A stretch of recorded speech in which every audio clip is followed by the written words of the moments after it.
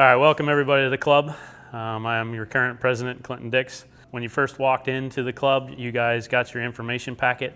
I'm going to go down through some of the strong points and stress points of that, just so that we know that everybody has heard some of the points.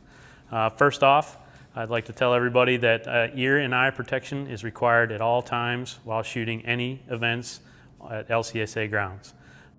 Got to keep you safe, got to keep it protected. Yeah, the key card you're going to be getting tonight is going to be issued to you and to you only for the use of the club. It is not to be handed out to a friend, family member, relative, or anybody else other than you for use of the club. Any member that has a junior member, they must remain with you until they are at the age of 18 when they become an adult member. They have to be accompanied by their adult or guardian while they're on club grounds. With your key card, the multiple points of entry that the key card is going to access are the main gate. Out at the main gate, there are snorkels on each side of the gate for you to swipe your access card in and out. At the clubhouse back door, the door by the kitchen of the clubhouse is the access point for the clubhouse. The rifle range gate, that is another access point for the club. The gate is outside of the clubhouse doors, off to the left-hand side of the parking lot. There's a red gate where you access the rifle range road. Another access point is the 5-stand and skeet and trap boxes. That is located right inside the access door of the clubhouse. Right behind the door is where we keep the keys for the skeet and trap houses. Also, another point of access with the key card is the golf cart building.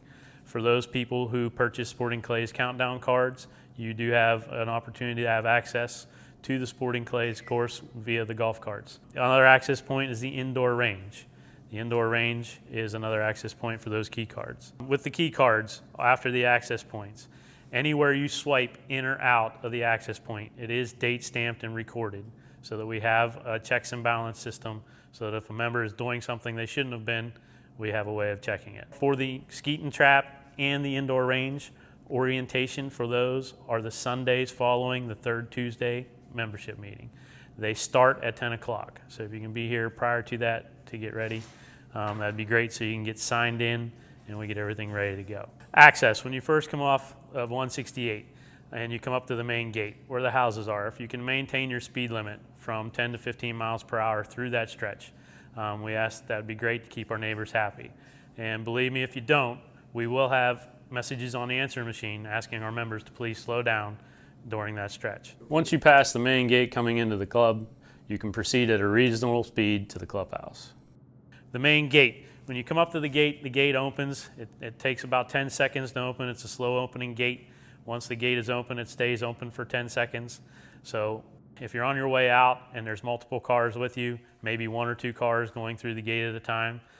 If not, we've had an instance where a member is going out, the gate started to close, caught the rear bumper, and it did some damage to our gate and the car. So just keep that in mind that the gate does open slow. Clubhouse, when you guys get to the clubhouse and you access the clubhouse, it's kind of common sense. If you come in and turn the lights on, when you leave, shut the lights off. In the clubhouse, the doors with the crash bars, the exit crash bars, to the right of each door is a Allen key that you can put in the center of the crash bar and lock the door open. Sometimes if guys are shooting a skeet or trap and they're coming in and out of the clubhouse a lot, they'll undog a door so that they can come in and out. If you guys do that when you leave, obviously dog it back up so that the clubhouse is locked up when you leave. Also, when you're on club grounds or in the clubhouse, there's multiple trash cans located throughout the club. Try and keep the club clean. It is your club. No handling of handguns is permitted in the clubhouse. Carts, four-wheelers, and side-by-sides. We do allow the use of carts, four-wheelers, and side-by-sides in 2 areas of the club. Those would be the Sporting Clays course, and the other one is down at the rifle range. Those are the 2 areas you can use those.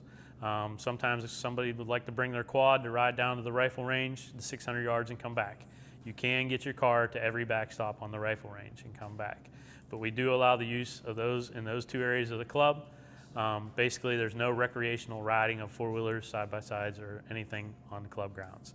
The club is flat, it's open. We shoot Sporting Clays in one area, silhouette courses in another. We just want to keep everything safe, so there's no recreational riding. If you do bring your carts, four-wheelers, or side-by-sides, we ask that you have vertical gun racks on the carts and four-wheelers when you're shooting Sporting Clays. We don't want to see anything horizontal with the gun. We'd like to keep it in a vertical position, keeps everybody safe and lets everybody know that the gun is safe. Hunting, we do allow hunting on club grounds, but we limit you to no center fire metallic cartridges.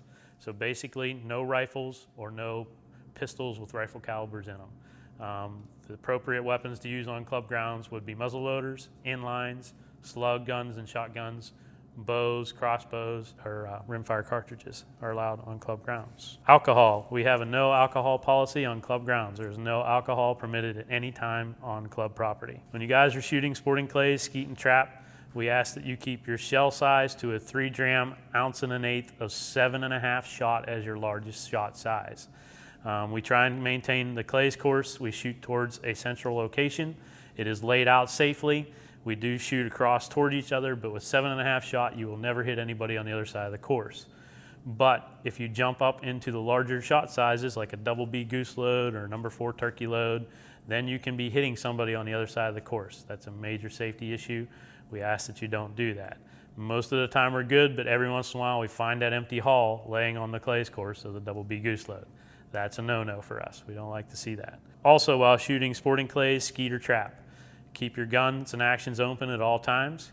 Keep your over and under broke open, actions locked back on a semi-auto, or your pump action open. Just lets everybody know that your gun's in a safe position and it will not go off. Never load your gun unless you're in the cage to shoot sporting clays or you're on the skeet field in the appropriate positions or trap fields in the position. Never load your gun until you're ready to shoot. Also, while doing that, we ask that you keep your shells to 2 shells at a time when you load the gun. 2 shells, you're only ever shooting at 2 targets. So if you shoot at the 2 targets, your gun is safe. Some guys like to play. They like to put the 3rd shell in their semi-automatic or a pump gun. Well, if you're out there and you only shoot at 2 targets and you forget the 3rd shell in and you're done, you come off the course and you close your action or rack it shut to put your gun away. A lot of guys like to relieve their pressure off their trigger. If you do that and the 3rd shell's in there, then we have a big problem. We have a big oops. So we ask that you keep 2 shells at a time, 2 shots only.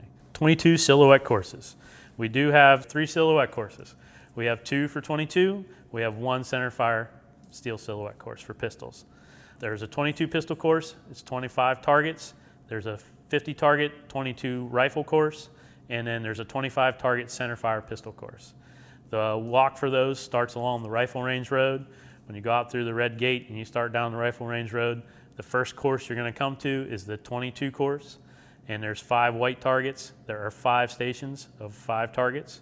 There's 25 targets total. And then the next station you're going to come to, the targets are painted orange. That's the first station for the rifle course. You follow the walk. The first 4 stations for the rifle are in the first part of the walk. When you pass where you turn left to go to the rifle range, walk on around to the right, and then follow the main road and parallel it down. As you're walking down a pathway in a corridor, you'll see a sign for the centerfire pistol course telling you it starts there. Once you pass that, the last 6 stations for the rifle course will be down there. Those targets, those courses, there is a minimal fee of $1 per round 25 for the pistols and $1 for 50 targets for the rifles. That's just to pay for the paint that you're going to knock off the targets. It's a minimal fee. That's a semi-pay on your honor. There's a pay can to the left of the rifle range gate. It's a black can on a post. That is where you put your dollar in for that. It is not a place to deposit your cigarette butts. It is just there for the dollar. And when I say semi-honor pay, that means there's a video camera watching that can. So we have a checks and balances to who puts your money in and out of that can. The upper and lower pistol bays. We do have a lower pistol bay down by the rifle range. It is a covered outdoor bay. There are 3 backstops down there at 5, 10, and 15 feet. Those are where you can place your cardboard targets or paper targets on those backstops. The upper pistol bays are the defensive bays. We do not supply any target holders or anything in those bays. They are for tactical purposes. You can use them. It's a members only area. You can use them to access that, but you must bring your own equipment and your own targets and target stands and take them with you and clean up when you're done. We also have the indoor range. The indoor range is up there. And like I said earlier, you must have the orientation on the Sunday after the 3rd Tuesday before you can gain access into the indoor range. Also available here for members at the club, we have 2 areas for archery. We have a raised platform that you can shoot from 2 different levels. On that course, we have three bags, and we also have 3 3D full-size deer targets, along with a target block that you can shoot your broadheads into. Target blocks are broadheads only. Also available for archery is the 3D walking course. On that walk, you will find multiple targets of different animals. There is a cost of $5 per members and a cost of $10 for non-members to use the 3D archery course. For those of you that junior members joining this evening, there are a couple things you need to know. They must be accompanied by you at all times until they become 18. Even if they turn 16, you can't give them your membership card to come to the club without you. They have to be here with you until they turn 18. Also, if you're going to be shooting pistols, it is PA state law that they have to be within arm's reach of you while they are shooting the pistol. Club communications and information. We try and keep everybody updated with our website. The website is www.shootlcsa.com. Visit our website for additional info, including the club calendar, club instructors, announcements, closings, and other special events to be held at the club. Email. We do a lot with email correspondence. Our email address is shootlcsa@gmail.com. For new members, we ask that you can Just go to the bottom of any page on the website, and there is a sign-up form at the bottom for the club emails, so you can get entered into our database automatically, so you'll receive any emails or notifications about what's going on at the club. Also, we have our Facebook page. You can keep updated with that. Lawrence County Sportsmen's Association and Pistol Bays at LCSA for announcements to those areas. Bylaws. The club bylaws are posted on the website in PDF form if you'd like to download those and get familiar with the club and how it works. Last thing I'd like to leave you with are your dues. Dues are due December 31st of every year. If you miss that, we have a 1-month grace period with a late fee in January. If you miss that and you still would like to be a member of the club, you have to pay the initiation fee all over again. Your ultimate reminder for your dues is on your membership card. It has it on there that your dues are due December 31st of every year. Also on the card is the P.O. Box mailing address. The club does not receive mail at our physical address. We receive all of our mail at the P.O. Box that is on the card. We don't have any work hours. We don't require members to do any work, but we try and require you to remember to pay your dues every year. We normally send out an email reminder, so there's another reason to get your email to us. But if we don't send out an email or we don't send out a postcard, it's up to you guys ultimately to remember to pay your dues. And lastly, welcome to the club.